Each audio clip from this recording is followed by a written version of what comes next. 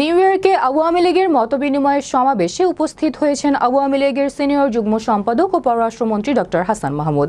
এ সময় তিনি সমৃদ্ধির পথে ধাবিত বাংলাদেশের তথ্য অবহিত করার জন্য প্রবাসীদের প্রতি উদাত্ত আহ্বান জানান। বিস্তারিত থাকছে ডেস্ক রিপোর্টে। এখন সবাই আওয়ামী লীগ করতে চায়, উল্টাপাল্টা মানুষ যাতে নৌকায় না উঠতে পারে সেজন্য চোখ কান খোলা রাখতে হবে।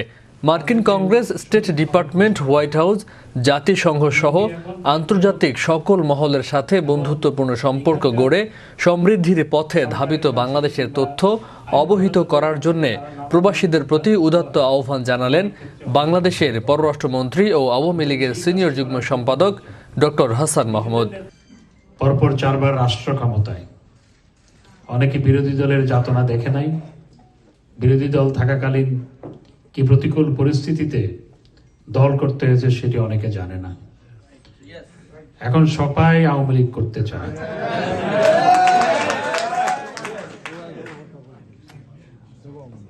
আওয়ামী লীগ একটি গণসংগঠন, অবশ্যই সবার জন্য দুয়ার খোলা, কিন্তু নৌকায় যদি বেশি যাত্রী উঠে ভালো না।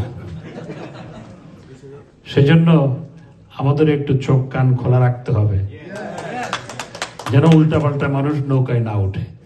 30 মে সন্ধ্যায় নিউ ইয়র্কে আওয়ামী লীগের এক মতবিনিময় সমাবেশে হাসান মাহমুদ আরও বলেন, উদ্ভট কথাবার্তা ছড়িয়ে গত নির্বাচনকেও বানচালে সক্ষম না হয়ে বিএনপি এবং জামায়াত এখন বিভিন্ন দেশে এজেন্ট নিয়োগ করেছে। ওই এজেন্টদের কাজ কি? সামাজিক যোগাযোগ মাধ্যমে বিভ্রান্ত ছড়ানো, এখানকার সরকারের কাছে কিংবা আইন প্রণেতাদের কাছে নানা ধরনের বিভ্রান্তিমূলক খবর পাঠায় এবং এভাবে তাদেরকে বিভ্রান্ত করার অপচেষ্টা চালায়। সেটার বিপরীতে আমাদের পক্ষ থেকে যদি সঠিক খবরটা পৌঁছানো না হয় তাহলে অনেক ক্ষেত্রেই অনেকে বিভ্রান্ত হয়। সুতরাং সেই কাজটি আওয়ামী লীগের নেতাকর্মীগণকে করার জন্য অনুরোধ জানান তিনি। বিএনপি এবং জামাত এখন কি করে? বিভিন্ন দেশে এজেন্ট নিয়োগ করেছে। ওই এজেন্টদের কাজ কি? সামাজিক যোগাযোগ মাধ্যমে বিভ্রান্তি ছড়ানো এবং এখানকার সরকারের কাছে কিংবা আইন প্রণেতাদের কাছে তারা নানা ধরনের বিভ্রান্তিমূলক খবর পাঠায় এবং এইভাবে তাদেরকে বিভ্রান্ত করার অপচেষ্টা চালায়। তো সেটার বিপরীতে আমাদের পক্ষ থেকে যদি সঠিক খবরটা পৌঁছানো না হয় তাহলে অনেক ক্ষেত্রে অনেকে বিভ্রান্ত হয়। সুতরাং সেই কাজটি করার জন্য অনুরোধ জানাই। নিজেদের নেতৃত্বের প্রতিযোগিতার পাশাপাশি এই কাজগুলো করার জন্য বিনীত অনুরোধ জানাই। যুক্তরাষ্ট্র আওয়ামী লীগের নেতৃত্ব নিয়ে বিভিন্নমুখী কোন্দলের প্রতি ইঙ্গিত করে হাসান মাহমুদ বলেন, নেতৃত্ব নিয়ে প্রতিযোগিতার পাশাপাশি এই কাজগুলো করার জন্য বিনীত অনুরোধ জানাচ্ছি। হাসান মাহমুদ বলেন, গত নির্বাচনের পরে বিএনপি সহ তাদের মিত্ররা বসেছিল, বিশ্ব সম্প্রদায় এখন নতুন সরকারকে কি বলে সে নিয়ে চাতক পাখির মতো তাকিয়েছিল যে কি বলে। এখন পর্যন্ত 80টি দেশের রাষ্ট্রপ্রধান, সরকার প্রধান মাননীয় প্রধানমন্ত্রী শেখ হাসিনাকে অভিনন্দন জানিয়েছেন।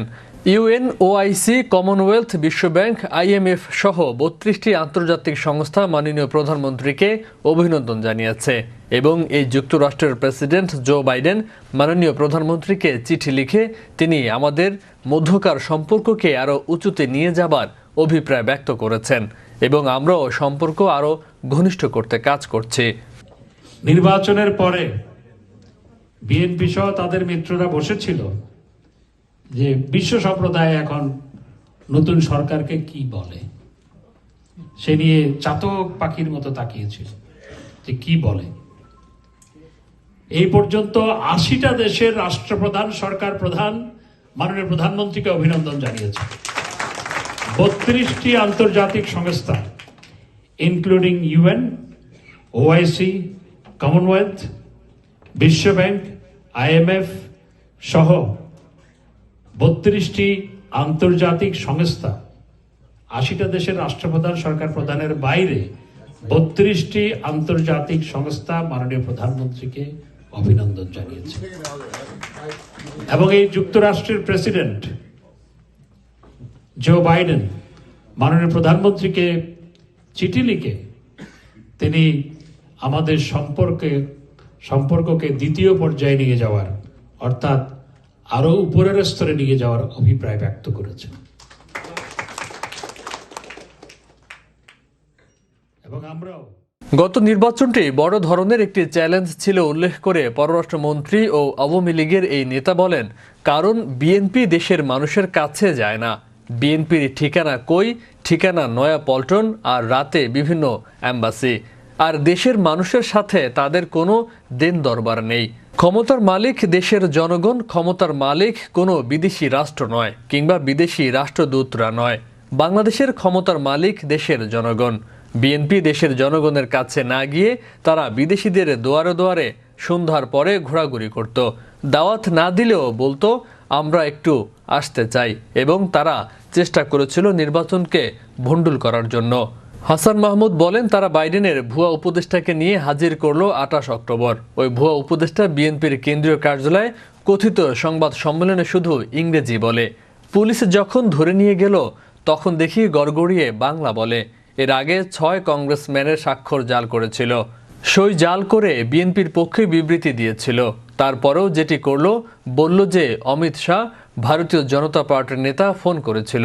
পরে অমিত শাহেরও অফিস থেকে বলা হলো যে ওই কণ্ঠ অমিত শাহর নয়, আর অমিত শাহ অফিস থেকে ফোন করেননি। 2004 সালে নির্বাচন একটি বড় চ্যালেঞ্জ ছিল, কারণ বিএনপি দেশের মানুষের কাছে যায় না। বিএনপির ঠিকানা কই? বিএনপির ঠিকানা নয়াপল্টন আর রাতের বেলা বিভিন্ন এমবেসি। আর দেশের মানুষের কাছে তাদের কোনো দেন দরবার নাই। ক্ষমতার মালিক দেশের জনগণ। ক্ষমতার মালিক কোনো বিদেশি রাষ্ট্র নয় কিংবা বিদেশি রাষ্ট্রদূতরা নয়। ক্ষমতার মালিক, বাংলাদেশের ক্ষমতার মালিক দেশের জনগণ। এবং তারা দেশের জনগণের কাছে না গিয়ে তারা ও বিদেশিদের দুয়ারে দুয়ারে সন্ধ্যার পরে ঘোরাঘুরি করত।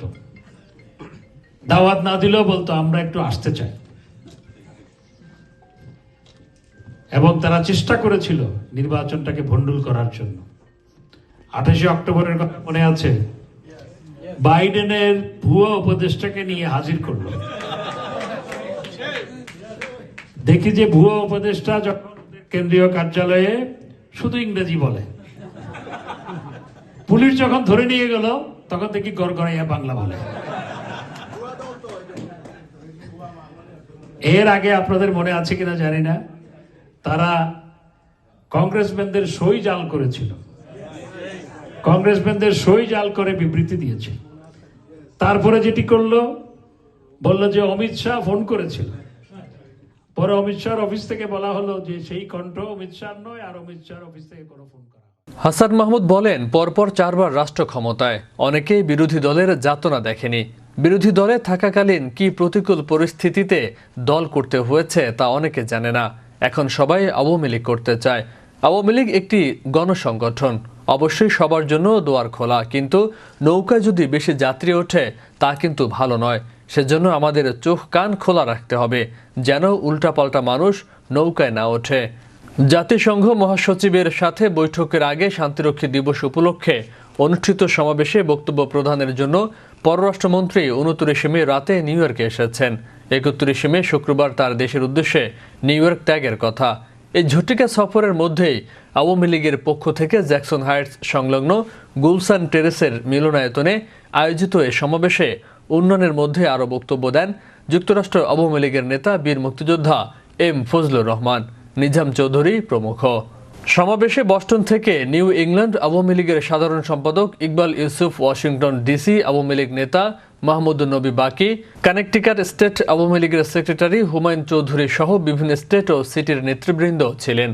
ওয়াশিংটনে বাংলাদেশের রাষ্ট্রদূত মোহাম্মদ ইমরান, জাতিসংঘে বাংলাদেশের স্থায়ী প্রতিনিধি ও রাষ্ট্রদূত মোহাম্মদ আব্দুল মুহিত, নিউ ইয়র্কে বাংলাদেশের consul general Nazmul Huda, deputy consul general S M. Nazmul Hasan সহ পদস্থ কর্মকর্তারাও ছিলেন সমাবেশে। অনুষ্ঠানের শুরুতে জাতির জনক বঙ্গবন্ধু সহ মুক্তিযুদ্ধে 30 লাখ শহীদদের আত্মার মাগফিরাত এবং শেখ হাসিনার সুস্বাস্থ্য ও দীর্ঘায়ু কামনায় বিশেষ দোয়া মোনাজাত অনুষ্ঠিত হয় মাওলানা সাইফুল আলম সিদ্দিকীর নেতৃত্বে। ফয়সাল মাহমুদ, বিশ্ব বাংলা 24 নিউজ ডেস্ক।